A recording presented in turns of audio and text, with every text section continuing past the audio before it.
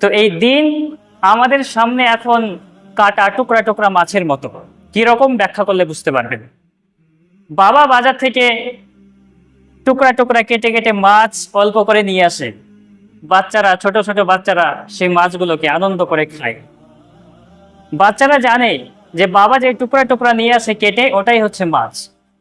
একদিন বাবা বেশি বেতন পেয়ে একটা পুরো বড় মাছ কিনে এনেছে এবং বাচ্চাদেরকে ডাকছে যে বাবা এসো, তোমাদের জন্য আজকে একটা বড় মাছ নিয়ে এসেছি। বাচ্চারা এটা দেখে বলছে, বাবা তুমি এটা কি এনেছো? এটা দেখে তারা ভয় পেয়ে যাচ্ছে। তো ইসলাম আমাদের সামনে এরকম টুকরা টুকরা মাছের মতো হয়ে আছে, আংশিক হয়ে আছে, আমাদের কাছে পরিপূর্ণ নয়। কিছু কিছু বিষয় আমাদের সামনে তুলে ধরা হয়েছে, বাকিটাকে দুনিয়াবি স্বার্থে আমাদের মতো দাড়ি টুপিওয়ালা মানুষ এটাকে হাইড করে রেখেছে।